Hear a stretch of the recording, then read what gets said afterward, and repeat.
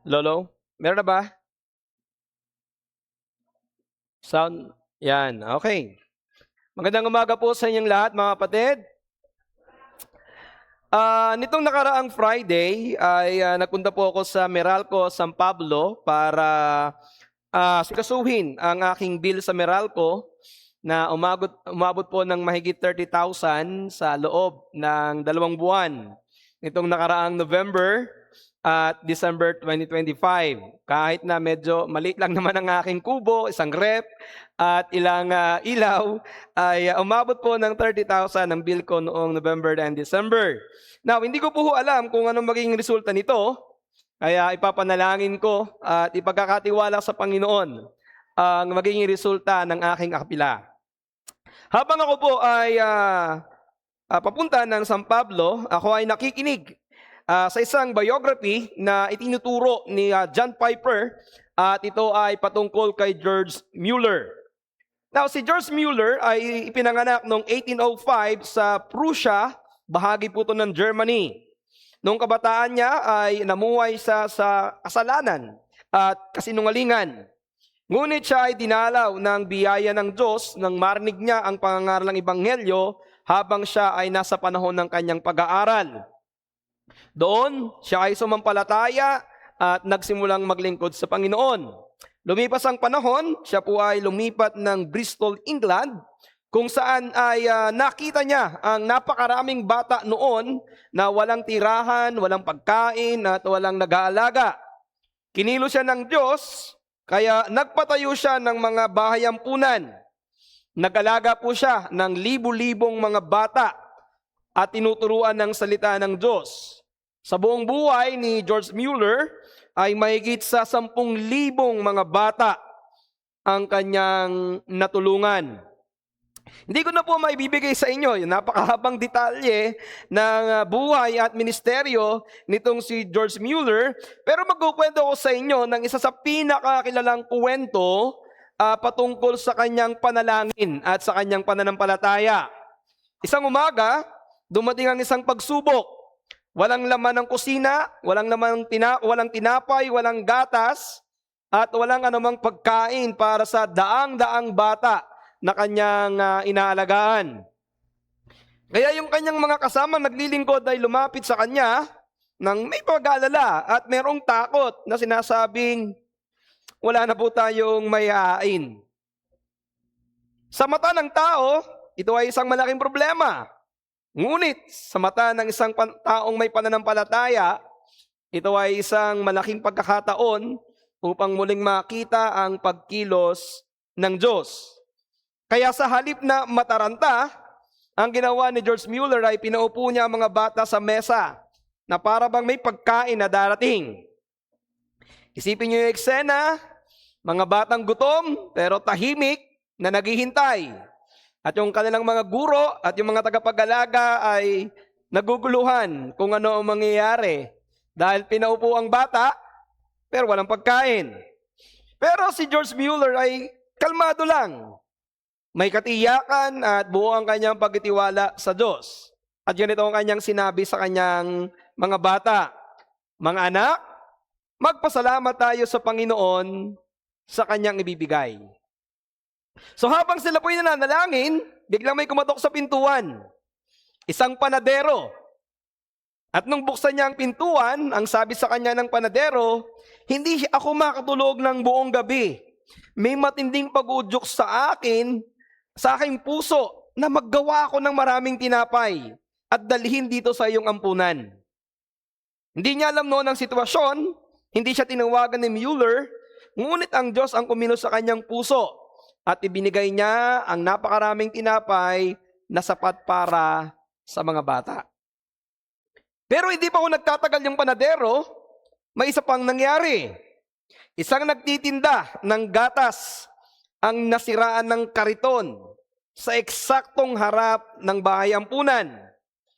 Kaya kung hindi daw niya ito may pamimigay, kung hindi daw niya agad ito may di-deliver, masisira ang gatas.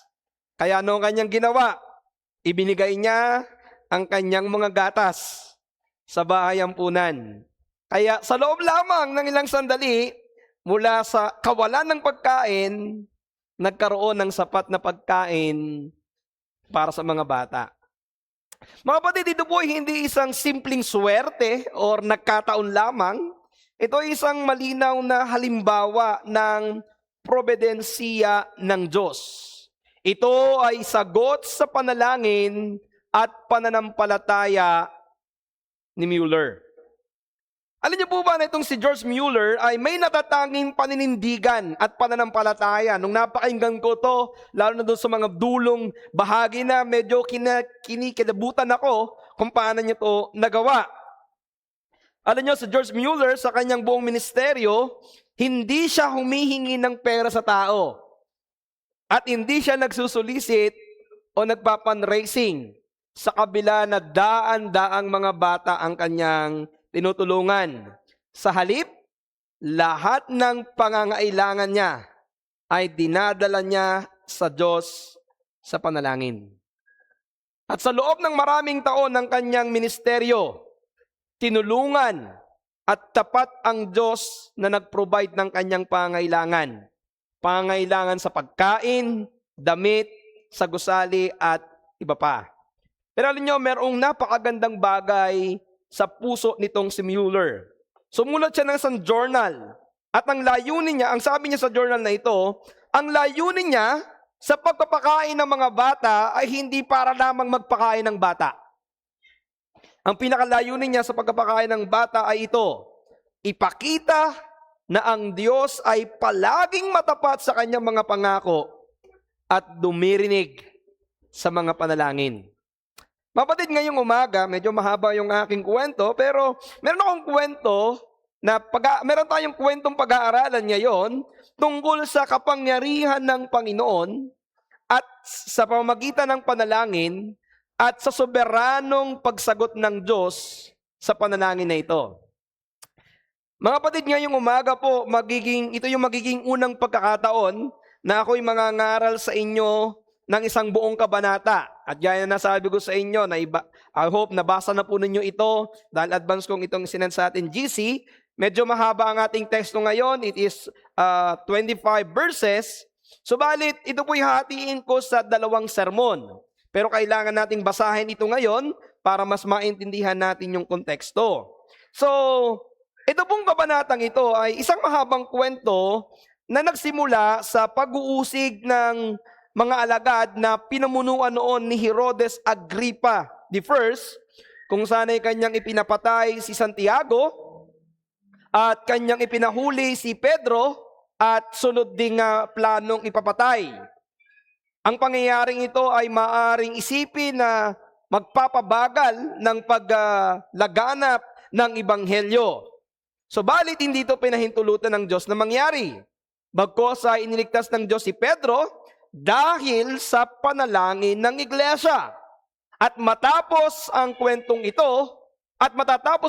ito sa mismong pagkamatay ni Herodes Agrippa, na siya namang lalong magpapalaganap ng Ebanghelyo. Kaya makikita natin sa ating teksto ngayong umaga na yung inaakala nating masamang pangyayari sa buhay ng mga mananampalataya na para bang ito'y pag-abandona ng Diyos, yun pala'y isang matalinong plano ng Diyos para lalong maluwalhati ang kanyang pangalan at lumawak ang kanyang kaharian. Kaya buksan po natin ang ating mga Biblia sa Aklat ng Mga Gawa, Kabanatang 12, talatang 1 hanggang 25. Acts chapter 12, verses 1 to 25. Subalit, bago natin buksan at basahin, ay atin munang idulog ito sa Panginoon sa panalangin. Ama naming Diyos, isang napakagandang kwento ng iyong kapangyarihan ang aming mga pag-aralan ngayong umaga. We pray, Lord, for your wisdom for us na ito'y aming maintindihan at aming maisabuhay. Nawa, Panginoon, kami maging mga mananampalatayang mapanalanginin. Kami maging iglesyang mapanalanginin na nagtitiwala sa iyo na ikaw ang gagawa ng mabuti ayon sa iyong mabuting kalooban. Speak to us, O Lord, sa umagitan ng pangangaral ng iyong salita. Sa pangalan po ng Panginoong Yesus. Amen at amen.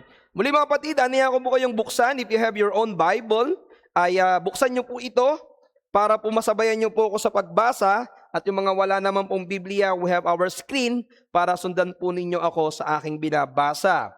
Acts chapter 12 verses 1 to 25. Ganito po ang sabi ng salita ng Panginoon.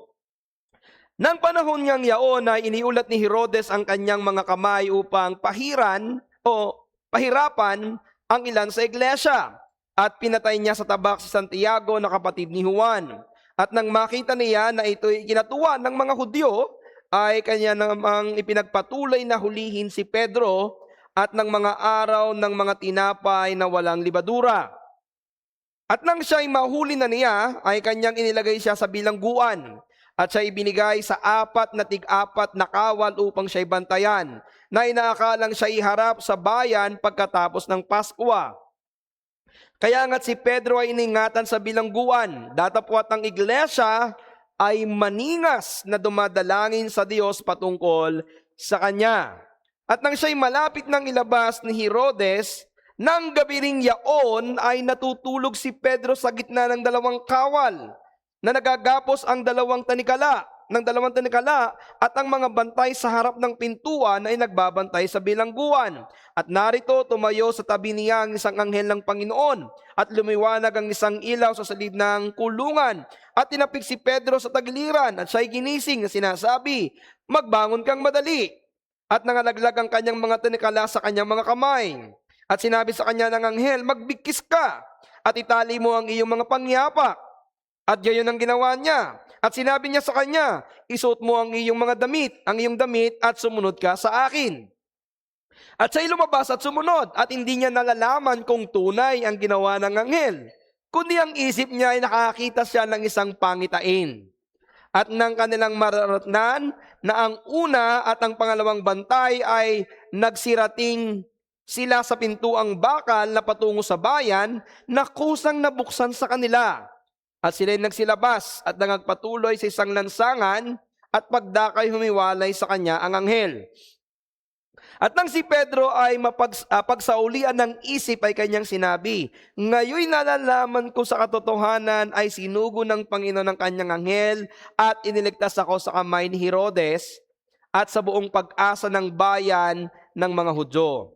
At nang siya ay makapagnilay na, ay naparoon siya sa bahay ni Maria na ina ni Juan, naming pamagat na Marcos, na kinaroroonan ng maraming nagkakatipon at nagsisipanalangin. At nang siya'y tumuktok sa pintuang daan, ay lumabas upang sumagot ang isang dalagang nagangalang Rode. At nang makilala niya ang tining ni Pedro, sa tuway hindi niya binuksan ang pintuan, kundi nagtakbo sa loob. Ipinagbibigay alam na nakatayo si Pedro sa harapan ng pintuan. At kanilang sinabi sa kanya, "Nauulol ka." Datapwat buong tiwala niyang pinatunayan na gayon nga. At kanyang sinabi na yaoy kanyang anghel.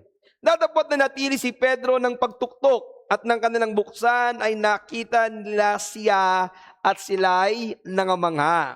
Datapwat siya nang mahudyatan sila ng kanyang kamay na sila'y tumahimik ay isinaysay sa kanila kung paanong inilabas siya ng Panginoon sa bilangguan. At sinabi niya, "Ipagbigay alam ninyo ang mga bagay na ito kay Santiago at sa mga kapatid." At siya'y umalis at napasa ibang dako. Nang mag-uumaga na ay hindi kakaunti ang kaguluhang nangyari sa mga kawal tungkol sa kaanong nangyari kay Pedro. Nang siya ay may pahanap na ni Herodes at hindi siya nasumpungan, siniyasat niya ang mga bantay at ipinag-utos na sila'y patayin. At siya buhat sa Judea ay lumusong sa Cesarea at doon tumira. At galit na galit nga si Herodes sa mga taga-Tiro at taga-Sidon. At sila ay nangagkaisang pumaroon sa kanya. At nang makaibigan na nila si Blasto, nakatiwala ng hari, ay kanilang ipinamanhik ang pagkakasundo sapagkat ang lupain nila'y pinakakain ng lupain ng hari. At isang takdang araw ay nagsuot si Herodes ng damit hari at naupo sa luklukan at sa kanya'y tumalumpati. At ang bayan ay sumigaw, "Tinig ng Diyos at hindi ng tao." At pagdakay sinaktan siya ng isang anghel ng Panginoon, sapagkat hindi niya ibinigay ang kalawalatian sa Diyos. At siya'y kinain ng mga uod at nalagot ang kanyang hininga. Datapwat lumago ang salita ng Diyos at dumami. At nangagbalik na galing sa Jerusalem si Bernabe at si Saulo nang maganap na nila ang kanilang ministeryo at kanilang isinama si Juan na may pamagat na Marcos. Nasa po natin ang salita ng Diyos sa Aklat ng Mga Gawa, chapter 12, verses 1 to 25. Naway pagpalain ng Panginoon ng pagbasa at pangangaral ng kanyang kumikilos na salita. Pinamagatan ko po ang ating mensahe ngayong umaga, ang kapangyarihan ng panalangin at ang soberanong pagkilos ng Diyos. Sa isang sitwasyon na tila wala ng pag-asa, merong isang bagay na pwedeng gawin ng iglesia, may isang bagay na pwedeng gawin ng mga mananampalataya. Ito ay ang manalangin at magtiwala sa mga pangyarihang gawa ng Diyos. Ang nakita nating pagliligtas ng Diyos kay Pedro sa bingit ng kamatayan ay isang maliwanag na pagpapakita ng kapangyarihan ng panalangin at makapangyarihang pagsagot ng Diyos sa panalangin. At dito ko kukuhanin ang ating mensahe ngayong umagang ito. Ang iglesia ay dapat palaging umasa sa Diyos sa panalangin kahit sa mga sitwasyon na tila wala ng pag-asa. Ito ay isang bagay na dapat ay matutunan natin na ang ating iglesia ay maging mapagtiwala sa Diyos sa panalangin. Makikita natin dito kung bakit, mapag-aral natin kung bakit tayo dapat umasa sa Diyos sa panalangin. Sa mahabang kwentong ito mga kapatid ay meron akong 4 na puntos na nagawa. At hahatiin ko po ito sa 2 mensahe sapagkat hindi ko kayang sabihin sa inyo ang lahat ng aking napag-aralan sa oras na ito. Pero bigay ko sa inyo yung 4 na puntos at 2 lamang ang pag-aaralan natin ngayong umaga. Ito yung 4 points na napag-aralan ko mula sa ating teksto. Una, ang pag-uusig ni Herodes nagdala ng takot sa mga alagad. Pangalawa, ang panalangin ng iglesia at pagliligtas ng Diyos. Pangatlo, ang kahambugan ni Herodes at ang parusa ng Diyos. At yung ika-4, ang paglaganap ng ebanghelyo sa kabila ng pag-uusig. Pero ngayong umaga, pag-usapan muna natin yung 2 puntos. Una, ang pag-uusig ni Herodes na nagdala ng takot sa mga alagad. Sa kabanatang ito na ating binasa, may mga bagong karakter na naman tayong makikilala. Isang bagong hari ang namumuno. Ang pangalan niya po ay si Herodes. Pero ang tunay po dito, ang kanyang tunay na pangalan ay Herodes or Herod Agrippa I. Huwag ko kayong malilito, sa Biblia po ay maraming Herodes. Sapagkat ang pangalang Herodes ay isang titulo ng kapangyarihan. Si Herod Agrippa I, ito po yung ating binasa, ay apo ni Herodes na dakila o Herod the Great. Ito yung Herodes na nagpapatay ng mga batang sanggol sa panahon ng Panginoong Hesus. Si Herodes Agrippa ay anak ni Aristobulus IV, isa sa mga anak ni Herodes the Great. Pero ipinapatay ni Herodes or Herod the Great ang kanyang sariling anak na si Aristobulus IV sa pag-aakala na agawin ang kanyang trono. Noong mga panahon na ito ay 3 taon pa lamang si Herod Agrippa, kaya tumakas siya at ang kanyang ina at nanirahan sa ibang bayan. Meron din pong tinatawag na Herodes Antipas or Herod Antipas. Ito naman yung Herodes na nagpapugot ng ulo kay John the Baptist nang dahil kay Salome. So si Herod Antipas Siya yung pinuno noon ng Galilea at ng Perea at kalaunan ay pinatapon sa Roma dahil po sa politika. At alam nyo ba kung sino ang dahilan kung bakit siya napatapon? Si Herod Agrippa. Inakusahan ni Herod Agrippa ang kanyang tiyuhin na si Herod Antipas na magre-rebelde sa Roma.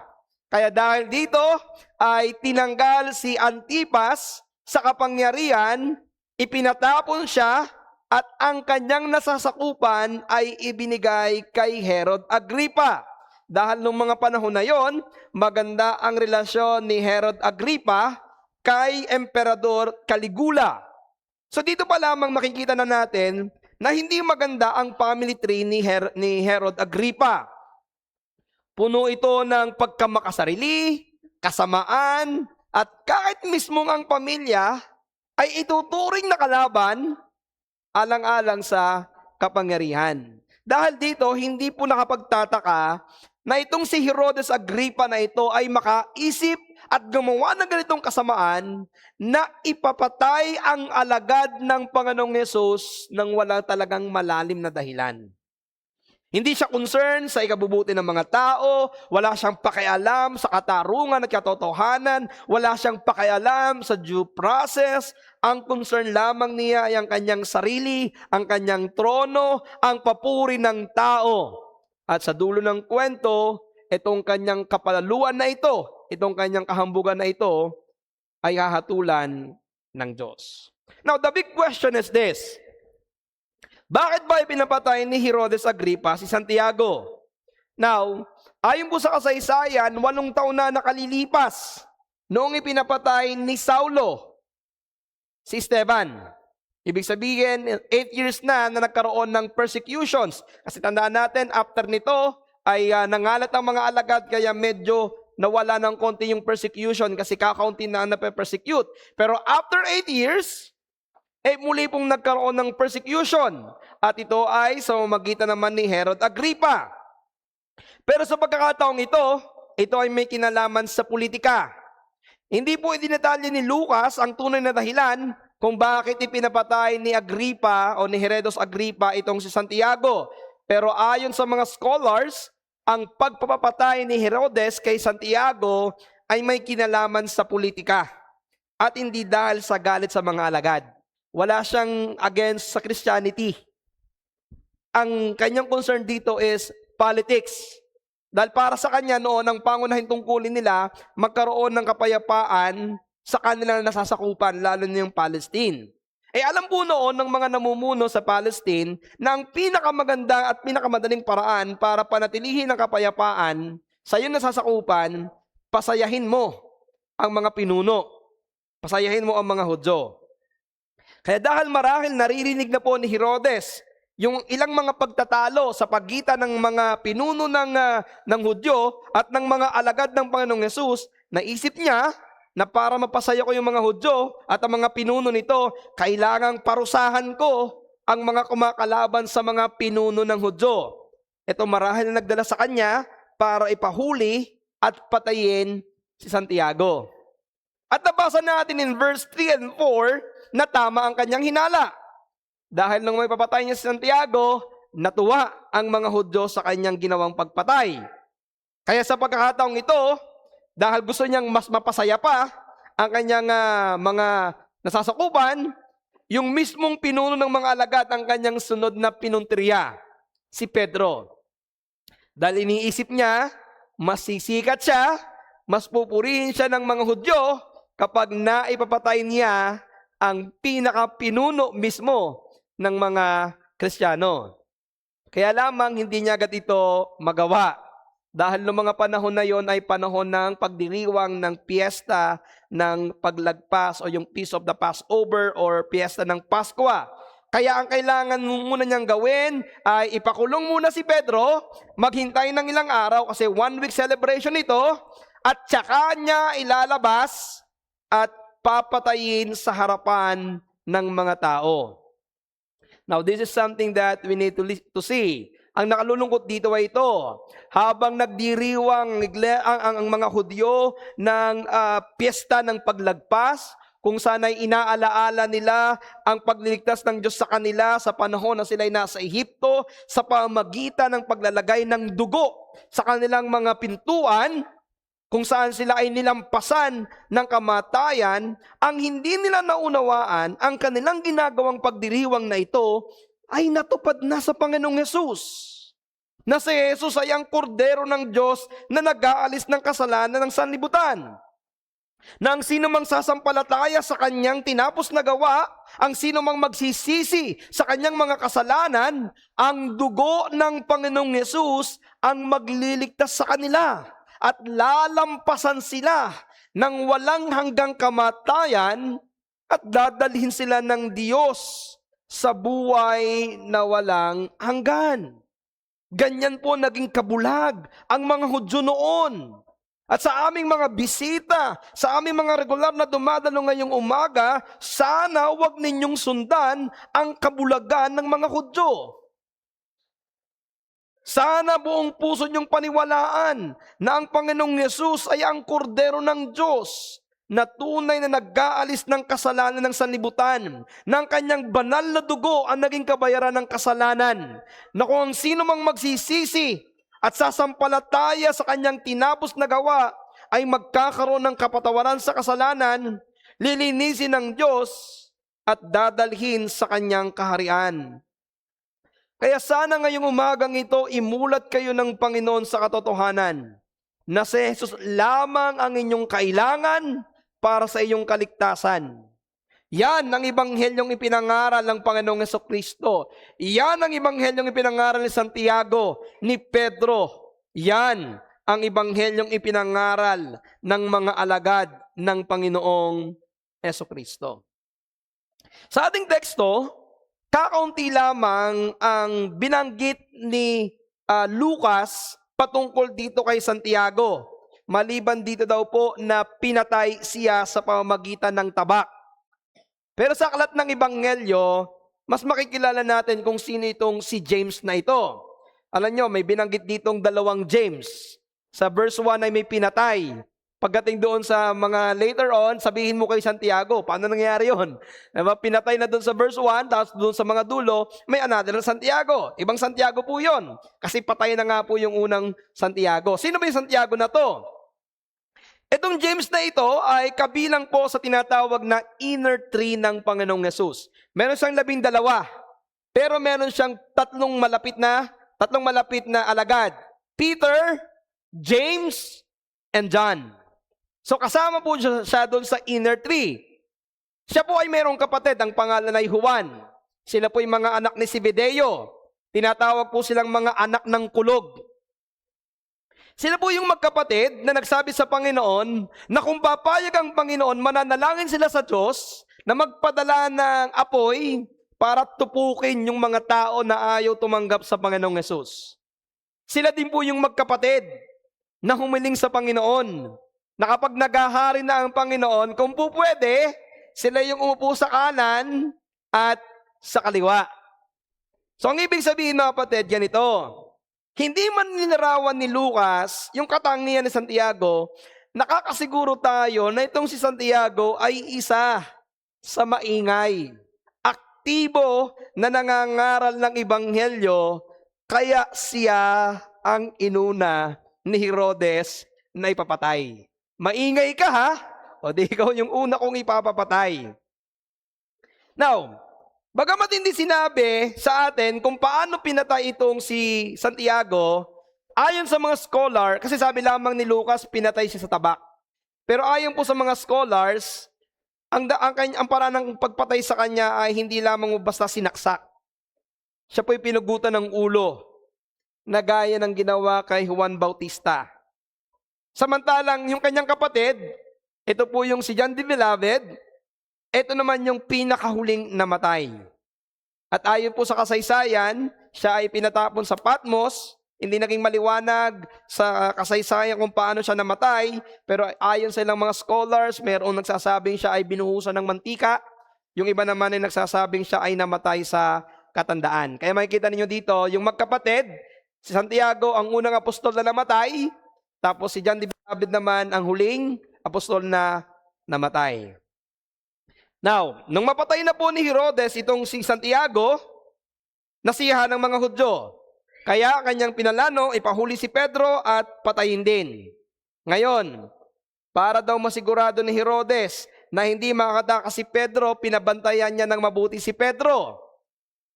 Pinabantayan niya ito sa 16 na sundalo.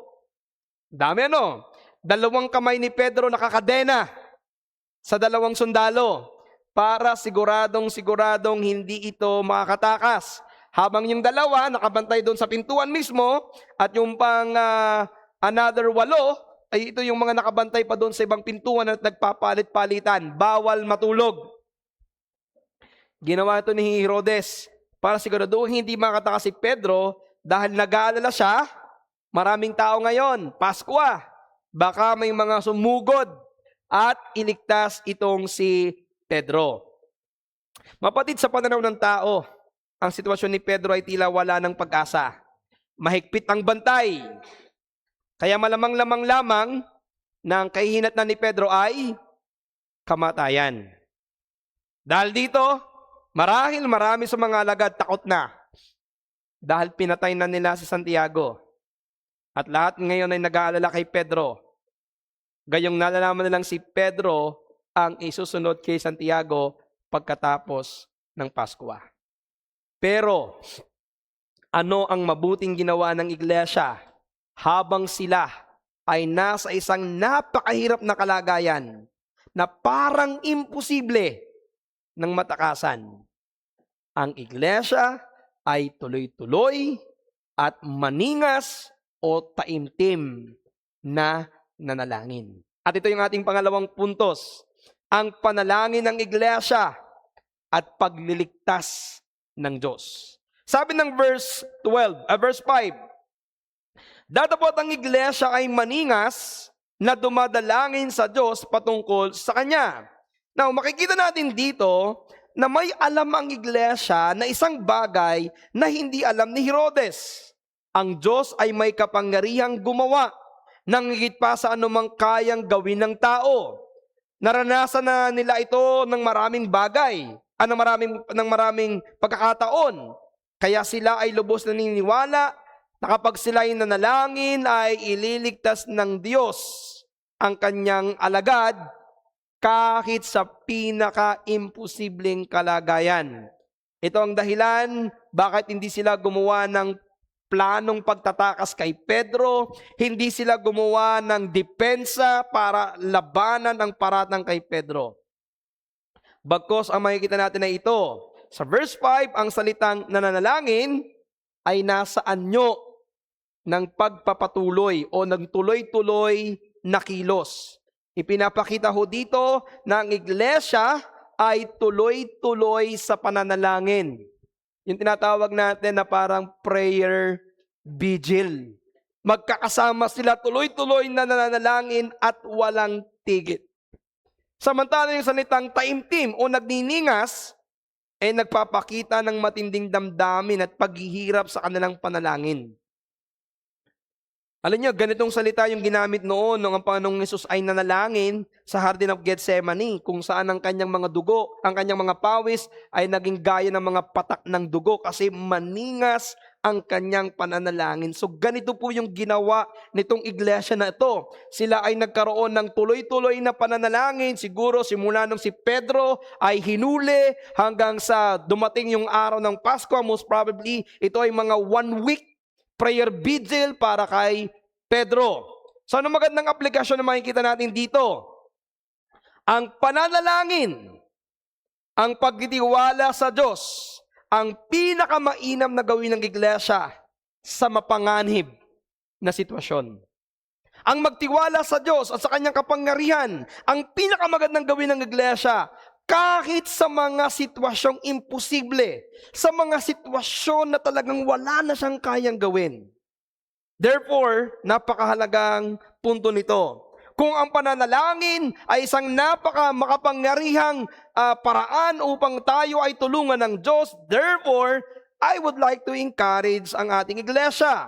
ang pananalangin ng sama-sama ng iglesia ay isang napakahalagang gawaing dapat pinapahalagahan at dinadaluhan ng bawat miyembro ng iglesia. Do not say it is just a prayer meeting. Rather, you say, it is a prayer meeting. I must be there. Kailangan nandun ako sapagkat ang sama-samang iglesia na nananalangin ay dinirinig ng Diyos. Ang panalangin ng iglesyang sama-sama ay kinalulugdan at sinasagot ng Diyos. Now, nakita natin ang church faithfully, continuously, taimtim, maningas na nananalangin. Ang tanong ngayon, paano sumagot ang Diyos sa panalangin ng kanyang iglesia? The answer, ipinakita ng Diyos ang kanyang walang hanggang kapangyarihan sa pamagitan ng tatlong magkakasunod na gawa. Nung nanalangin ng church, meron tatlong gawa na ipinakita ang Diyos. Pagliligtas kay Pedro, kamatayan ni Herodes, at pagkapatuloy ng paglaganap ng Ebanghelyo. So if you have your Bible, pwede nyo tingnan ito mula verse 6 to verse 11. Napansin niyo po ba dito mga kapatid na hindi agad iniligtas ng Diyos si Pedro sa mismong sandali na nagsimulang manalangin ang iglesia? Naniniwala ako na right after na si Pedro ay mahuli, nagpray na yung church. Pero hindi agad sinagot yung kanilang panalangin. Maaaring isipin natin na habang papalapit na ng papalapit ang katapusan ng piyesta ng Pasko, siguro lalo pong tumitindi ang kanilang panalangin. Lalo na silang nag-aalala kung bakit nila hindi pa sumasagot ang Panginoon sa panalangin. Pero mga kapatid, remember this, ang pagkaantalang ito ay hindi aksidente. Bahagi ito ng mismong plano ng Diyos, sapagkat ang pagliligtas kay Pedro na nangyari sa mismong oras na si Herodes ay handa ng isakatuparan ng kanyang plano, ay isang paraan ng Diyos upang ipahiya si Herodes sa kanyang kahambugan. Alam ng Diyos na itong si Herodes ay nasa rurok ng kanyang kapalaluan. Napatay na niya ang isang apostol. Kaya siya'y kampante, pinabantayan niya na ang 16 na sundalo itong si Pedro. Kampante siya na makakamit niya ang papuri at katapatan ng mga Hudyo sa pamamagitan ng pagpapatay sa pinakapinuno ng mga apostol na si Pedro. Maaaring iniisip niya, wala nang makakapigil sa aking plano. Sisikat na ako ng sobra sa mga Hudyo. Kapatid, walang taong makakapigil sa iyo sapagkat ikaw ay may kapangyarihan. Pero kayang-kaya siyang pigilan ng Diyos dahil kayang lampasan ng Diyos ang kahit anong plano ng tao. Kahit pa ito ay planado. At ito ang ginawa ng Diyos. Kahit gaano kaplano ni Herodes na patayin itong si Pedro, binago ito ng Diyos. Kaya sinagot ng Diyos ang panalangin ng iglesia sa pamamagitan ng pagpapadala ng isang anghel para iligtas si Pedro. Pansinin niyo po ito. Hindi po isang batalyon. Hindi maraming anghel. Isa lang. Isa lang ay sapat na para iligtas si Pedro sa kamay ng 16 na bantay kulungan. Sa tagpong ito, ipinakita ng Diyos ang kanyang tunay na kapangyarihan at inalantad ang tunay na kahinaan ni Herodes. Kaya anong mahalagang pansinin natin dito? Bagamat tila umiikot ang kwento kina Pedro sa iglesia, pero ang tunay na tunggalian dito ay hindi tao laban sa tao, kundi Diyos laban kay Herodes. Ito rin po yung tutulong sa atin upang maunawaan natin ang pagkamatay ni Santiago sa verse 2. Hindi po, ito dahil ang iglesia ay hindi nanalangin para kay Santiago. Kasi may nabasa ako, wala daw prayer meeting nung si James ang nahuli. Kasi baka daw ililigtas agad. Kasi maraming mga pagkakataong iniligtas ng Panginoon ang kanyang mga alagad. So, wala daw nag-pray kay James, kaya natuloy yung pagpatay. Kaya nung si Peter ang hinuli, pray tayo kasi pinatay na yung Santiago kasi nung una iniligtas. No, mga kapatid, hindi po ako naniniwala na hindi nag-pray ang church. This is a praying church. So, naniniwala ako na nanalangin ang iglesyang ito para kay Santiago, para iligtas ng Diyos sa Santiago. Pero makikita natin dito, mga kapatid, na hindi lahat ng panalangin natin ay sinasagot ng Diyos. Dahil ang Diyos ay mayroong plano. At minsan, ang kanyang plano ay lampas sa ating kagustuhan. Ayon po sa banal na kalooban ng Diyos, tapos na ang gawain ni Santiago sa lupa. Graduate na siya. Ang plano ng Diyos sa buhay ni Santiago ay tapos na. Nagawa na niya ang pinapagawa ng Diyos sa kanya. Namatay siya bilang isang tapat na lingkod. At masasabi nating natanggap niya ang pinakamatamis na mga salitang, "Well done, thou good and faithful servant, enter into the joy of the Lord." Mabuti tapat na alipin, pumasok ka sa kaaliwan ng iyong Panginoon. Meaning to say, we need to understand, tapos na ang buhay ni Santiago. Isang bagay na dapat nating tandaan, ang tao ay namatay, eto na ang panahong itinakda ng Diyos. Kaya kung yan ay mamamatay, mamatay yan. Pero kung yan ay mabubuhay, bubuhay niya ng Panginoon. Ganito ang nangyari kay Pedro. Hindi pa niya oras. May plano pa ang Diyos sa kanya. Gagamitin pa siya ng Diyos para sa kanyang iglesia. Mangangaral pa siya ng ebanghelyo. At ayon sa kasaysayan, nabuhay pa si Pedro ng mga 15 hanggang 20 taon bago siya pinatay sa pamamagitan ng pagpapapako sa krus ng nakabaliktad. Ginamit ng Diyos ang mga huling sandali ng pagliligtas kay Pedro upang alisin kay Herodes ang 2 bagay na kanyang hinahangad, ang papuri ng tao at ang ilusyon ng kapangyarihan. Pero ito merong bagay kayong sana ay napansin.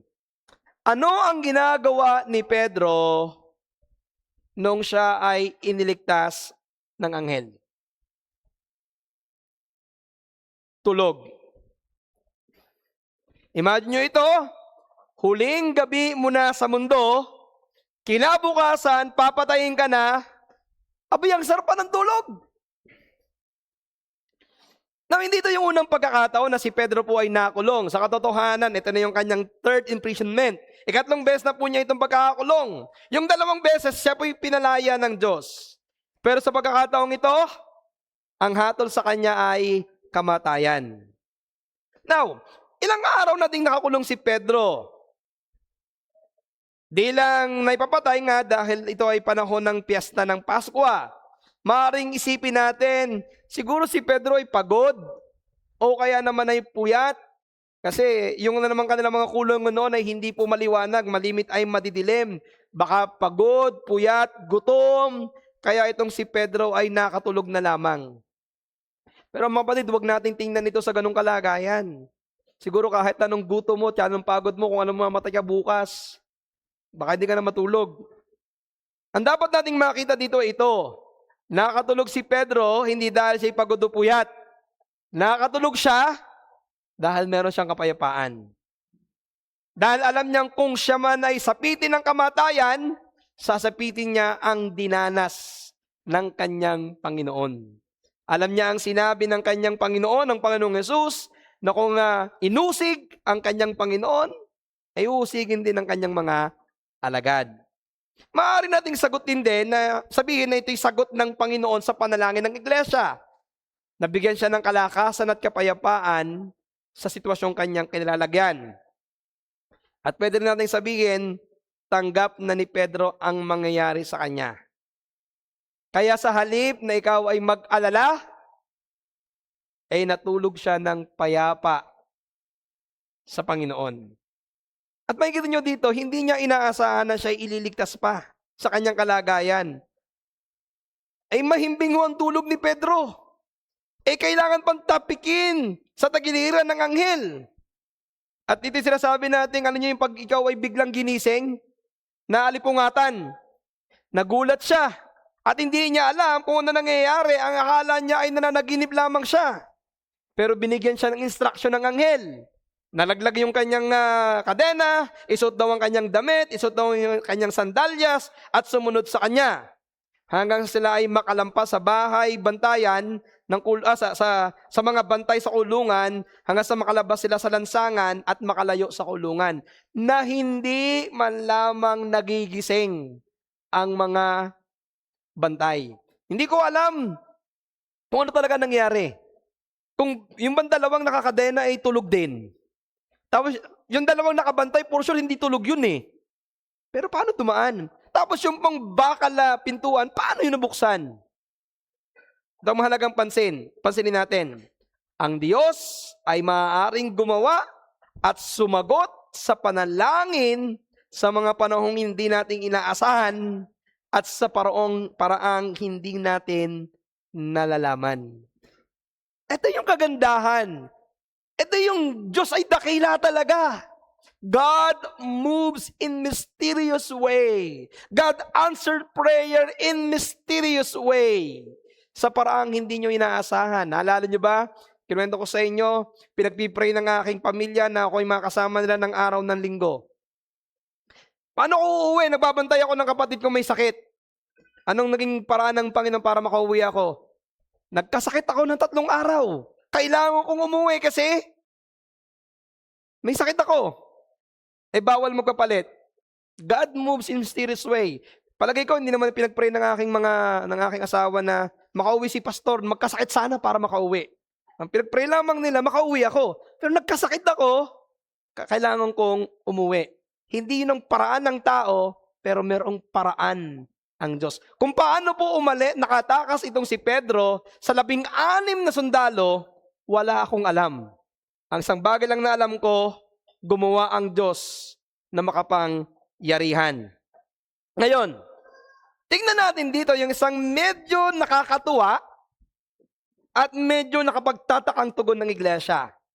Nang makalaya na si Pedro, nang manag-uli na yung kanyang diwa, gising talaga ako. Hindi ako nalalaginip. Pinalaya talaga ako ng Diyos. Sa mamagitan ng anghel, ano kanyang unang ginawa? Nagpunta siya sa bahay ni Maria. Now, again, maraming Maria sa Biblia. Hindi po ito yung Maria na ina ni Jesus. Ito po ay Maria na ina ni Juan Marcos. May Juan na naman. Ito naman ni si John Mark. Now, sino si John Mark? Ito yung sumulat ng second gospel, Matthew, Mark. Ito yung sumulat ng second gospel. Now, itong si Maria na ito ay isang matapat na mananampalataya. Sa kanyang bahay niya, pinatuloy ang mga alagad para magtipon, para manalangin. Ito ay isang dangerous act. Marami ng persecution. Ipapagamit mo ba ang bahay mo? So ito ay isang katunayan na matapat ng mananampalataya. Pangalawa, pinapakita dito na maaaring mayaman itong si Maria para makapagpatuloy ng maraming tao sa kanyang bahay. Ito, laki na ng ating church building. Pero mas marami dito yung mga alagad. Tandaan ninyo, libo-libo na to. At sabi po doon sa ating binasa, meron daw po silang parang gate doon sa pintuan pa lamang. Hindi pa yung pintuan mismo, yung kinakatok, kundi yung gate pa lamang, ibig sabihin malaki ang bahay nito. Nung makarating si Pedro sa bahay ni Maria, siya'y kumatok.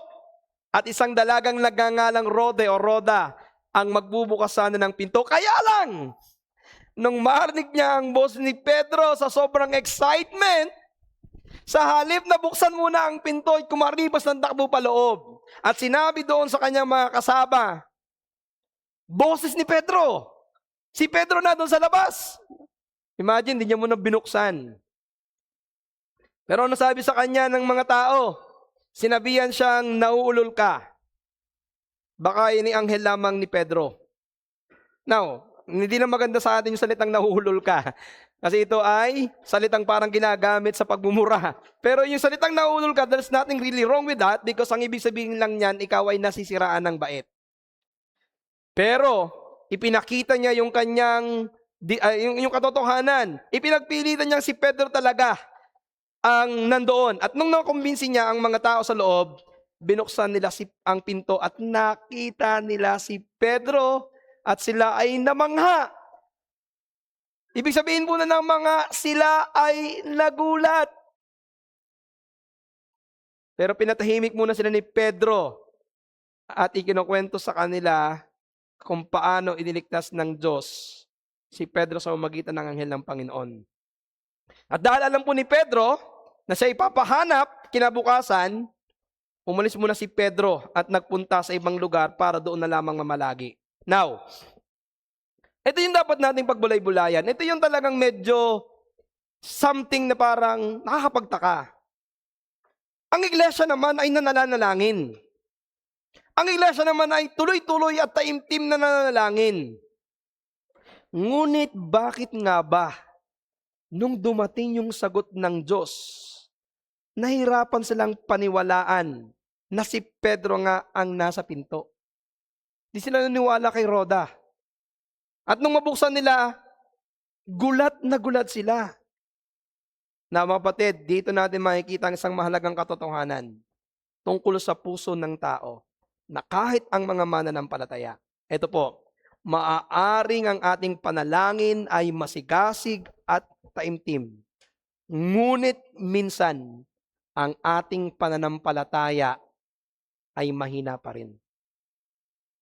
Gaya na lamang dito, nanalangin sila para sa kaligtasan ni Pedro. Pero parang mas inaasahan nila ang kabaliktaran. Ano yung nagpipray ka na ganito yung mangyari, pero naglalaban yung isip mo na baka hindi mangyari. Yung bang ipinagpipray nila na si Pedro ay palayain ng Diyos, pero nasa isip nila, mamamatay din si Pedro gaya ni Santiago. Alam niyo kapatid, hindi naman to bago. Dahil tayo minsan ganito rin. Nananalangin tayo sa kalooban ng Diyos, taimtim tayo, paulit-ulit, pero minsan sa ating isipan, nagdududa tayo kung talagang sasagutin ng Panginoon ng ating panalangin. Alam niyo kung ibibigay ba talaga ng Panginoon ang ating hinihingi. Alam niyo, minsan nagbibigay ka ng ganito, taimtim ka na nanalangin, nakapikit ka, Lord, ibigay mo to sa akin. At pagmulat ng iyong mata, sabi ko na nga ba, hindi rin talaga ibibigay eh. Parang ganito yun eh. Very faithful sila in their prayer, taimtim, prayer vigil, pero hindi na overcome yung faith nila, yung pagdududa. Kaya nung si Pedro kumakatok, di ba dapat, nung kumatok si Pedro, ay tama, answered prayer yan, puntahan natin. Pero hindi, nagduda sila. Baka anghel lang yan ng Panginoon. Ibig sabihin, they do not really believe on what they are praying. Mga kapatid, ito yung gusto kong maging punto natin. Sa panalangin, hindi lang natin kailangan ng seryoso at taimtim na pananalangin. Kailangan din nating patatagin at palaguin ang ating pagtitiwala at pananampalataya. Remember yung illustration ko kaninang umaga? Kanina lamang, yung George Mueller.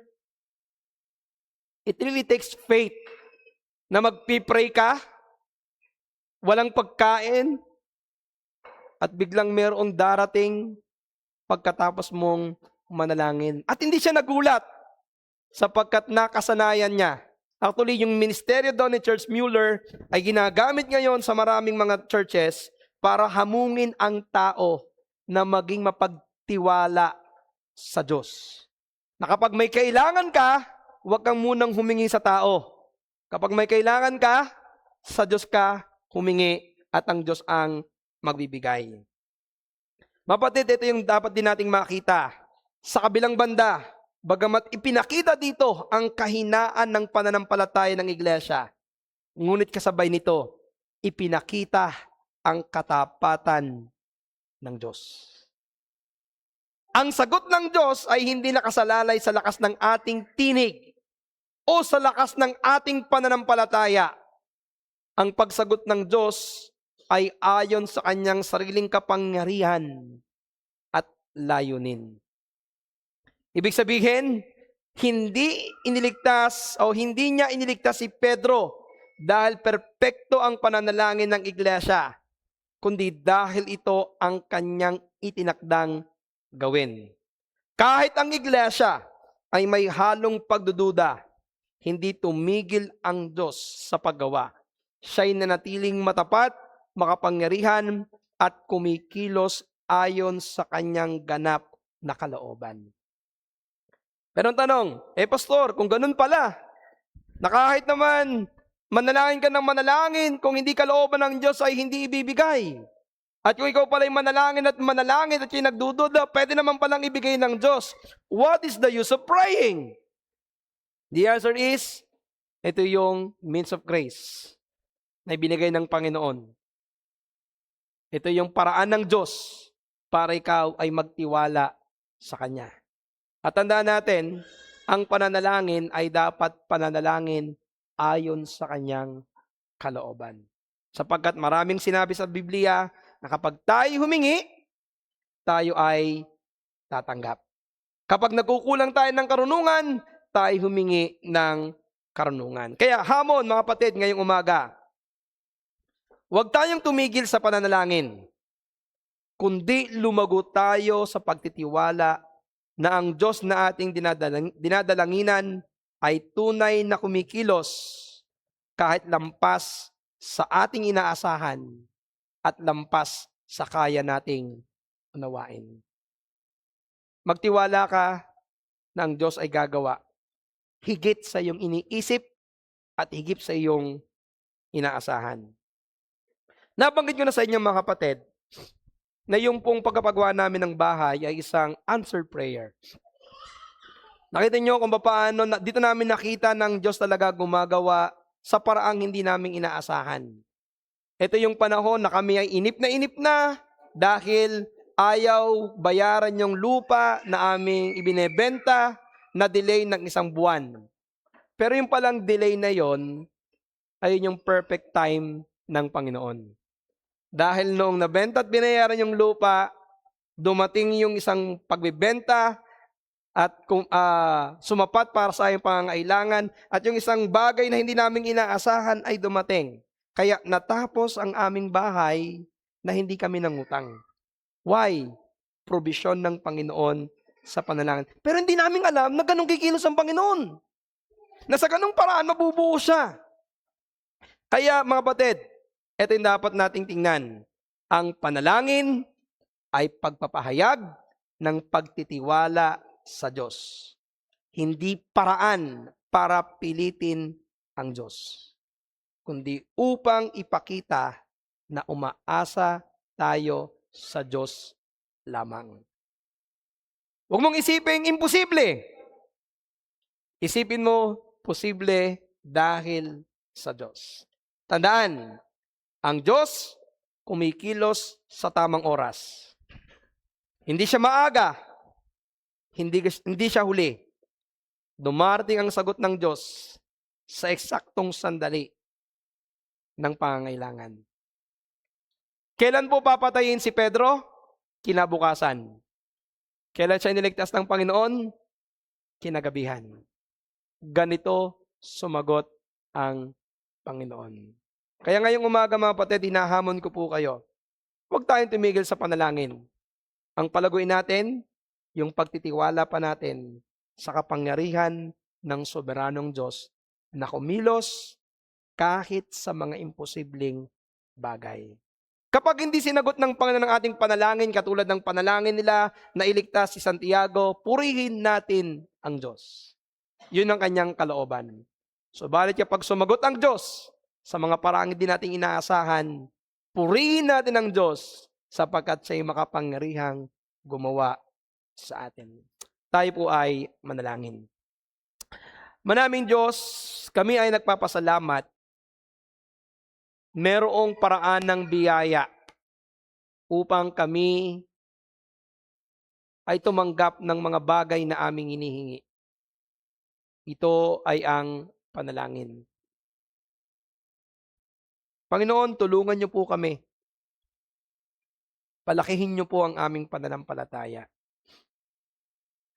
Nananalangin kami, Panginoon, araw-araw. Nananalangin kami bilang isang iglesia. Pero inaamin namin, Panginoon, minsan kami nagdududa. Minsan, nagsasalita kami ng walang pagtitiwala.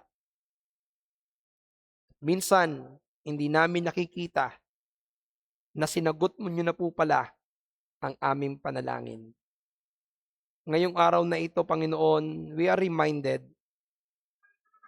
na ang panalangin ay isang napakagandang bagay na dapat gawin namin bilang Kristiyano at bilang isang iglesia.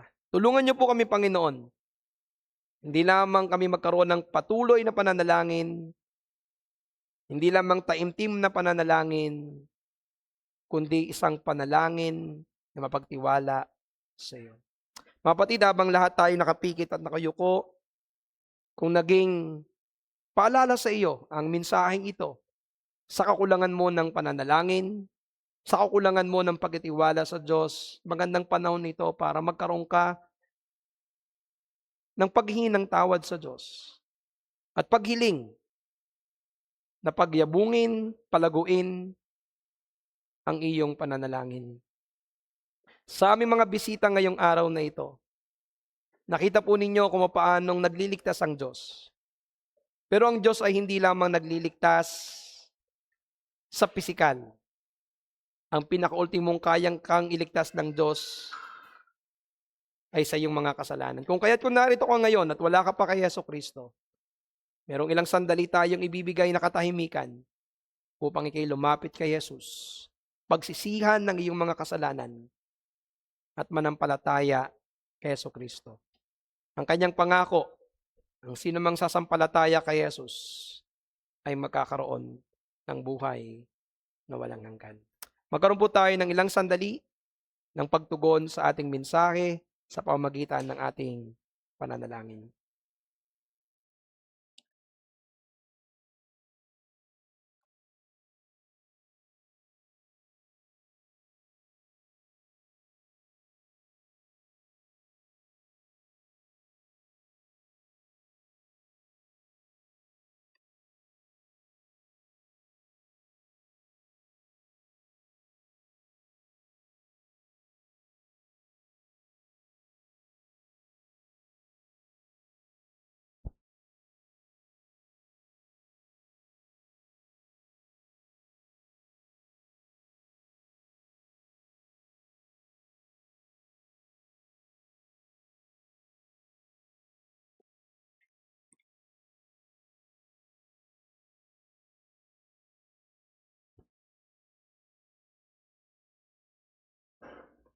Tayo po ay manalangin. Panginoon, tulungan niyo po kami at alisin niyo po ang aming mga pagdududa sa aming mga pananalangin. Tulungan niyo po kami, palaguin niyo po kami sa aming pananampalataya. Bigyan niyo kami, Panginoon, ng pananampalataya na kayang ipagkatiwala sa iyo ang lahat ng bagay. Umasa sa inyo kahit sa mga imposible, sa tila wala ng paraan, sa tila sobrang kapanganiban. Tulungan niyo kami, Panginoon, na huwag mag-rely sa aming kakayanan o sa aming kaisipan, kundi maging mapagtiwala sa inyo.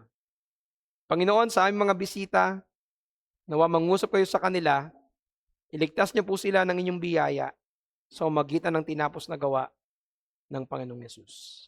Sa pangalan po ng iyong anak, ito ang aming dalangin. Amen.